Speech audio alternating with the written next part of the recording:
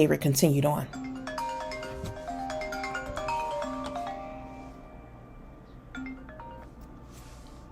Hello? Yes, hi, this is Miss Ross speaking.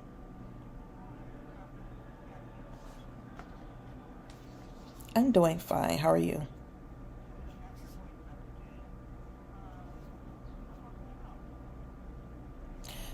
Well, I'm just calling to schedule some type of visitation and phone calls to speak with my son. I haven't been able to visit with him or talk to him much since he's been there. I only saw him the time when he had his arraignment, and I was told in order to schedule visitation, I have to go through a social worker.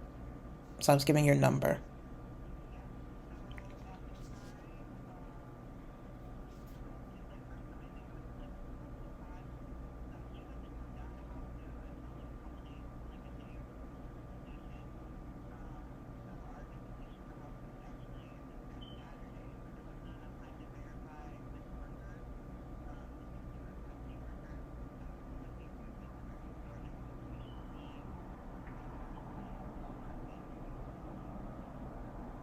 Okay, what of this coming? What's it's not every Saturday?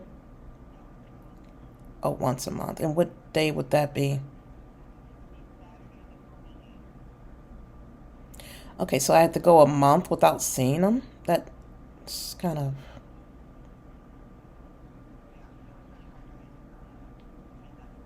'Cause I mean, I was calling before the Saturday passed. I know left you a message before, and I left. I guess he had another social worker that I left a message with, and no one ever contacted me back.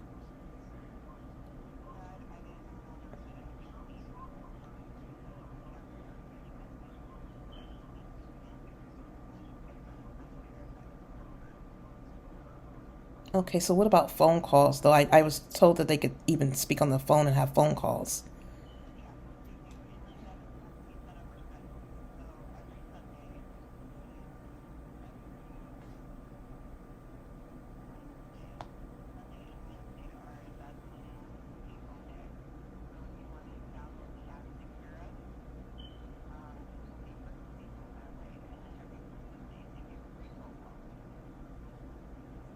Okay, you're saying so it's one call on a Tuesday, or well, sorry, free call on Tuesday, then Sunday and Wednesday I will have to pay for it. Okay,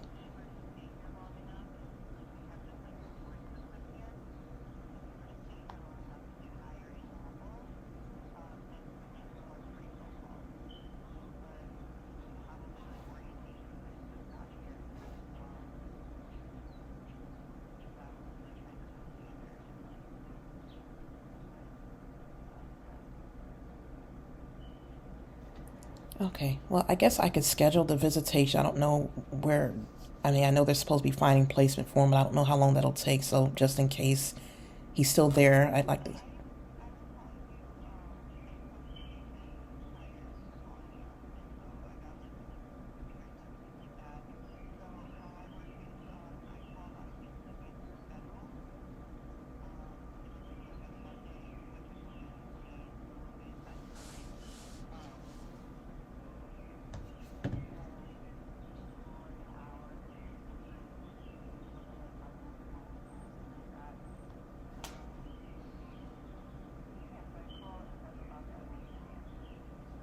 Okay, and so I guess for the phone calls, you're saying what's the name of the app again that I have to download?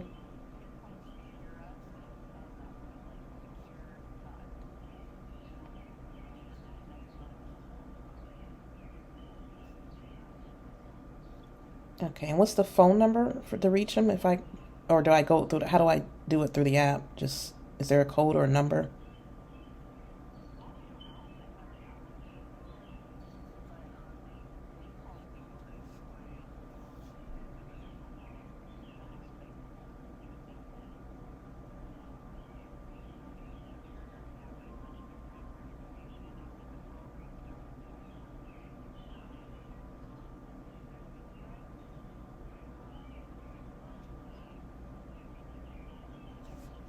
Right. Are we able to call them and speak to them, or they just have to initiate it? Okay. Well, today's Tuesday. Then is there a way to have them call me today?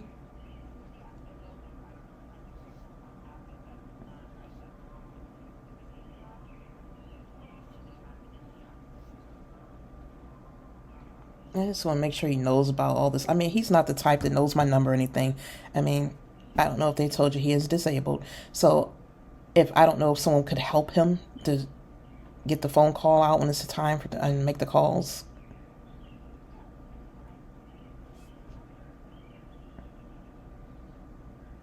Yeah, that's not the number anymore. Yeah, I have a different one. This number you just called. Yeah.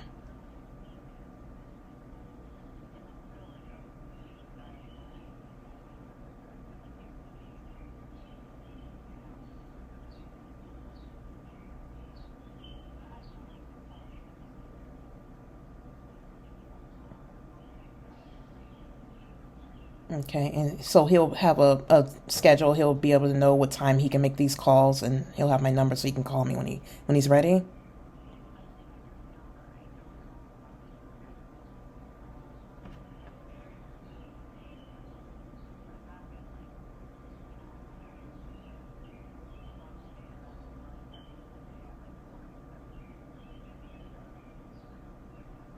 Okay.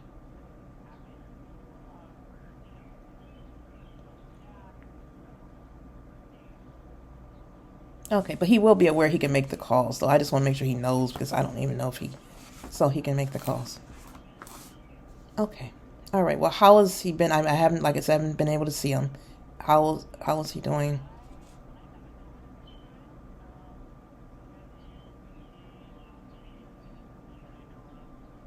That's good.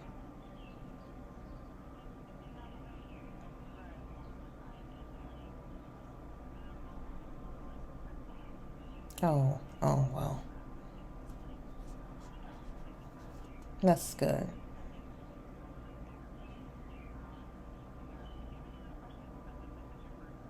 Yeah, it is.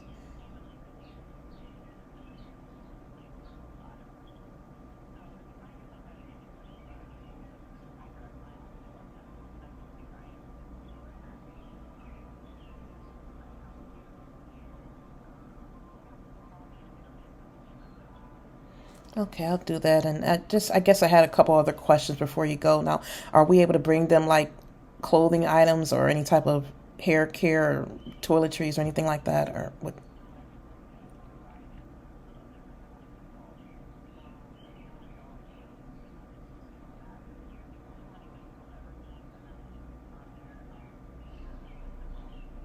Okay.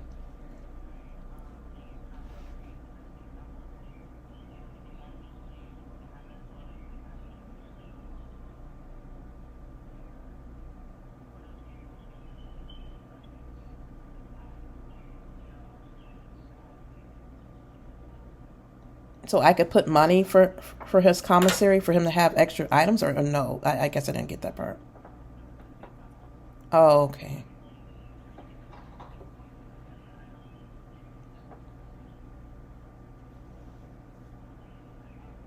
Okay. All right. Well,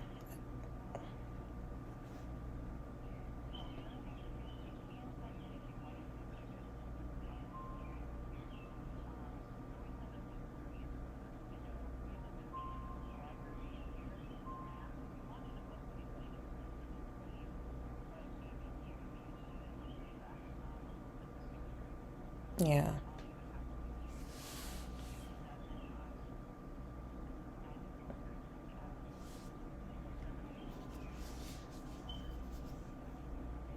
Oh, okay.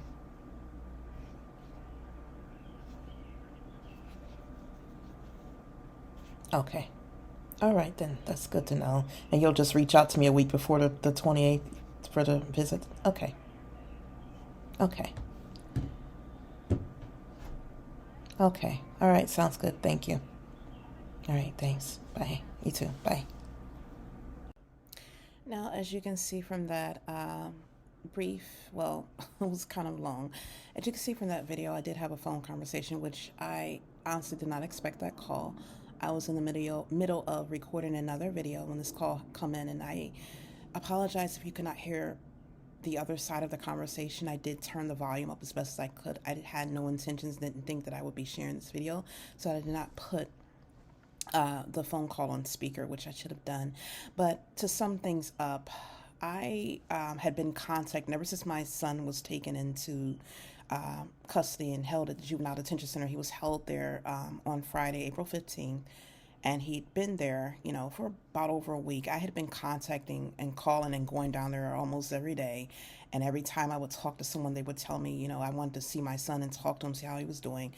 And they were saying, oh, you have to contact the social worker. So I was given a number to contact his first social worker that he had. It was explained that that was the social worker he had during intake because he was in a different pod. And so I've been contacting her, and she did not answer her calls. Some woman named Mrs. Bates was never returned any of my calls, never answered my messages or anything. I could never contact her. So I was not able to schedule visitation or even speak with my son. So when this new caseworker called me back, his new social worker, she said that, I had just missed the cutoff to visit with my son, which had just happened this past Saturday, and the kids are only allowed to have visitation once every month.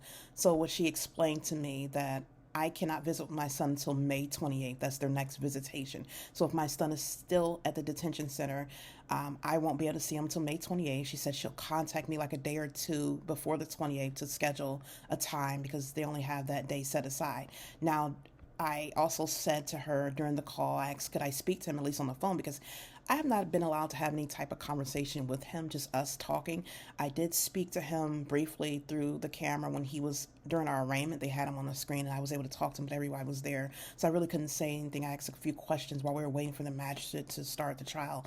And that's all I was able to do. I have not been able to talk to him to see how he's feeling or ask him how he's doing or comfort him or anything like that as a mother does. I like to talk to my son. I like to pray for him and just give him words of encouragement and support. And I have not been able to do that. So I asked her about these phone calls. And I don't know if you could hear that part of her response, but she did say that the children are allowed to have one free phone call on every Tuesday.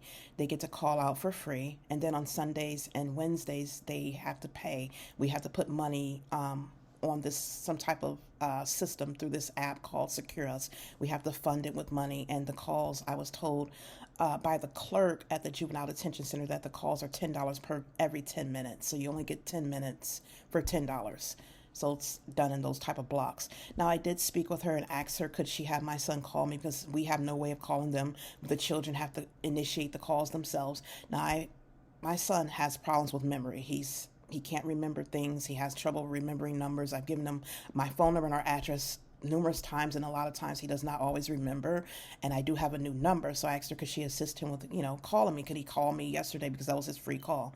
And so she said she'd have him call me. Yes, she'd walk him through it, help him. And I did not receive a phone call from him. So today is Wednesday. It's early in the morning, very early. Just recently woke up, and I did not hear from my son at all. So I'm not sure what's going on, but a lot of the time, what I've realized since my children have been in children and family services, that this wicked system does nothing but separate the between the families. And by having a child go a whole month without speaking to their parent or even visiting, it's a lot. It's a lot. And this is our first time with my son being in the jail system. And I can just imagine, how he feels. I don't really know. I haven't been able to talk to him. I just know that he wanted to go home and he looked, as any child who would be going through this. And so I just wanted to just share this because it's like children should not be sitting in a facility, whether they did wrong or not. We should not be judging people to the point where we have no empathy or sympathy. There are adults who make crimes and do things and make mistakes, but that does not mean that we have to be separated from our families. And I feel like that's what they're doing by not allowing children to see their parents. I had been calling, like I said, I had been calling before that Saturday visitation. I called in enough time. It was an entire week. I called in enough time where I could have been added to that, visitation. And again, like I said, my phone calls were not answered.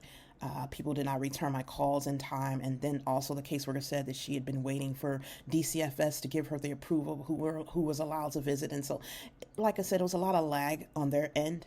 And it's like when you pull these children out in these systems and put them in these environments, whether they're incarcerated and put in juvenile detention center, or you take them out of their parents' custody and put them in foster care in a group home somewhere, it's like you need to start having compassion and empathy.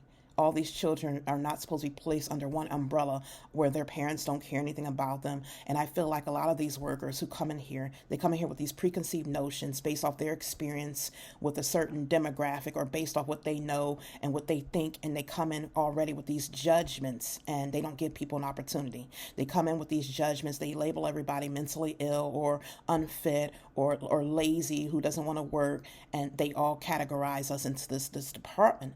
And that's how they respond towards us. It's like there's no empathy based off of, no sympathy or based off the fact that they feel that we deserve what's happening, or they feel that our children were unruly, or they did something to put themselves in a situation. So it's like they don't really care as much as they should. No one should be separated from their loved one. No one should be separated from their families. And to have someone separated for the first time, put in a juvenile detention center for the first time, imagine how that child would feel. And then you do everything in your power to keep them from speaking to each other. This is a wicked system that, there's principalities over this entire place that wants to keep the family separated. It's like once you get your children back, they give you this whole list of this case plan. I'm talking about DCFS right now because they're all connected, the government.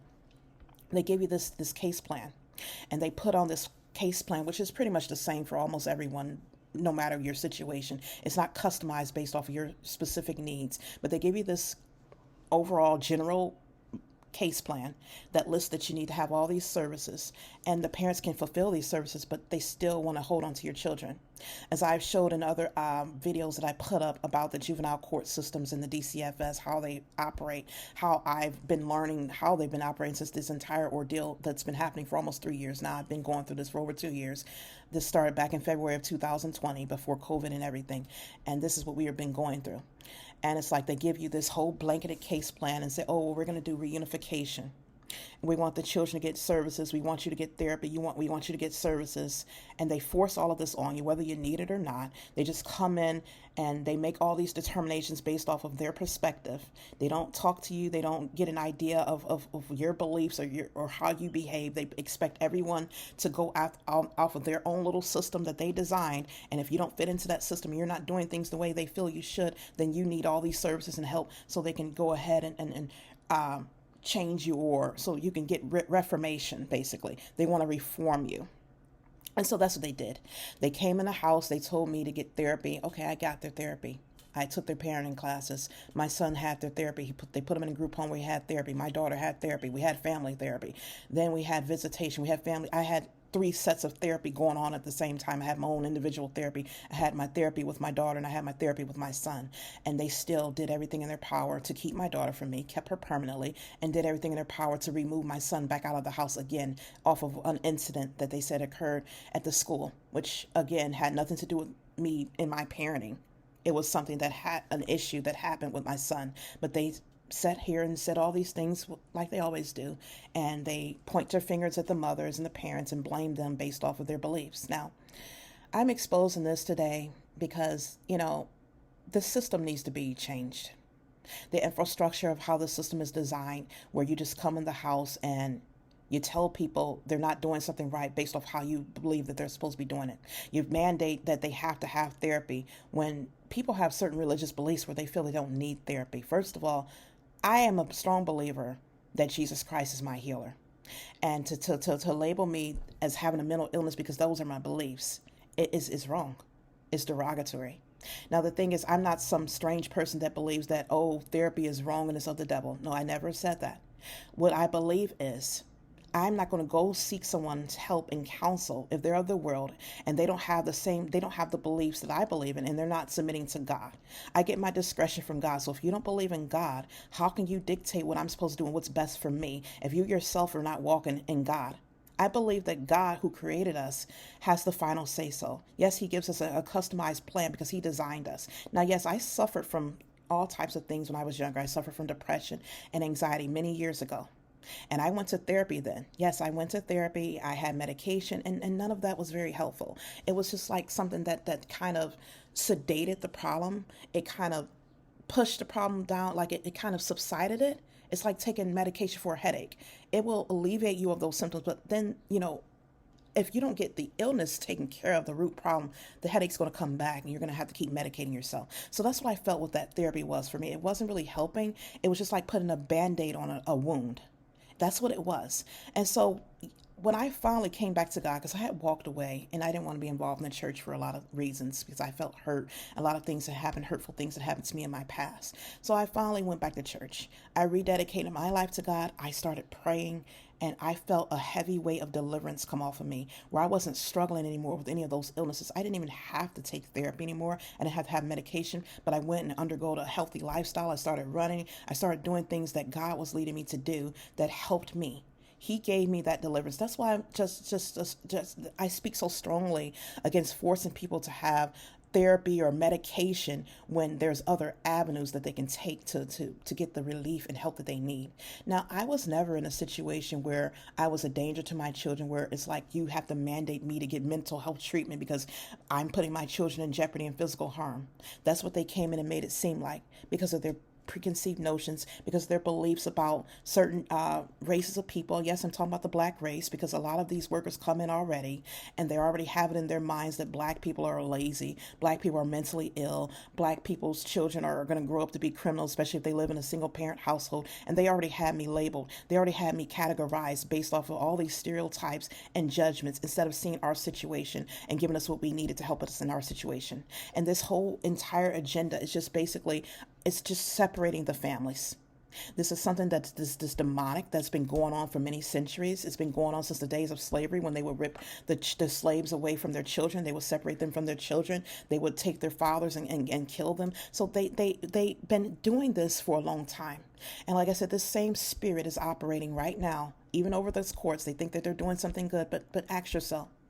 Ask yourself, how is this helping a child when you're keeping them from talking to their parent, when you're keeping them from talking to their loved ones, where they have to go an entire month without even visiting, seeing the face of someone they love and care about, seeing a familiar face from their families who have not hurt them. I could see if there was some type of detriment or some type of posed imminent threat or harm, and this person had actually been abused or hurt some type of way, whether physically or sexually or emotionally, by this person. But that was not the case with me, and that's not the case with a lot of the children who are in these detention centers. They might have had a troubled past, a troubled background, and they made some mistakes, and now they're locked up, and they're being penalized even further. Not only are they locked up, but they're not being allowed to speak to their loved ones. They're not allowed that consistent communication. They're not able to get the reinforcement and the love of those who are actually there, who are supporting them. And this isn't right. This is something that needs to change. The system needs to be changed, and it can only change when the men change, when the people who are in control, when the people who are working in these positions, when they change, when your heart changes. Because no child, yes, if a child does wrong, yes, they deserve to be punished and chastised. But we're also supposed to be showing empathy and compassion. No child deserves to be ripped away from their home and kept from speaking to their parent for over a month. No child should have to be in a situation where they can't even make a phone call to their parent. Their parent has to pay for them to even talk to them. What if that parent doesn't have any money? What if that parent is impoverished and has no money, and she can't talk to her child? They can't talk to their family, their children? That's what I'm saying about this design, that is this system that is oppressive to poor, needy people that you're supposed to be helping, not looking at them with a critical judging eye because they're in this situation. This is why when you lack empathy because you don't have God, this is why people in these positions need to be operating out of the love of God. And a lot of time, man, they're biased in their judgments. They're biased based off their own, like I said, their own judgments, their own preconceived notions, their own hangups and stereotypes and their ideologies that they have towards certain demographics of people. And they cannot show compassion. I want to tell you about a movie that I saw. It's called A Time to Kill.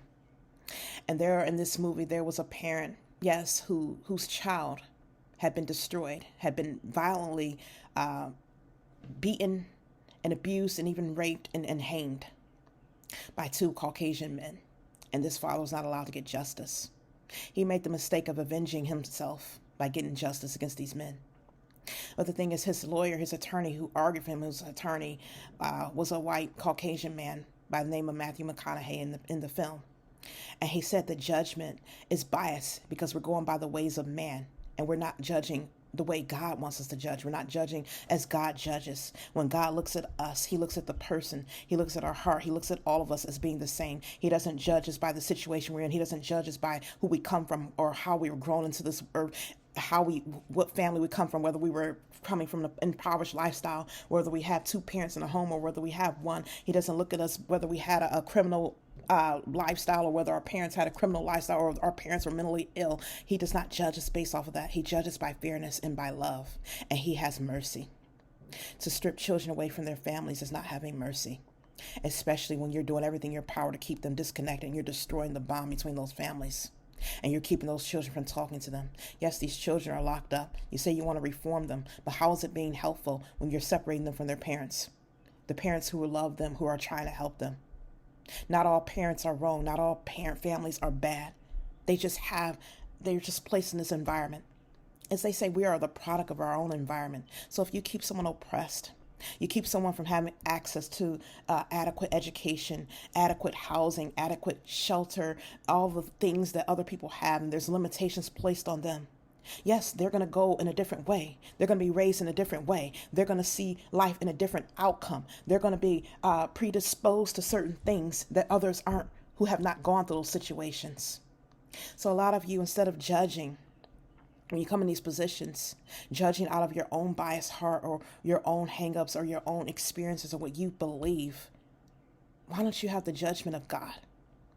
That is what we need. We need the judgment of God in these positions. We need man to start judging like God judges us, because all have sinned and fallen short of his glory. But he gives mercy to man every single day. He gives mercy, and each day he gives you grace and mercy. And he loves you. He shows compassion. And people who are in these positions, these government positions, these judges, these caseworkers, these social workers, these DCF workers, these attorneys, they need compassion and empathy. And that is only something that comes from Jesus Christ, that comes from the love of Jesus Christ, because man's heart is wicked. Man's heart is prone to being biased and judgmental. And that's all I have to say. Thank you.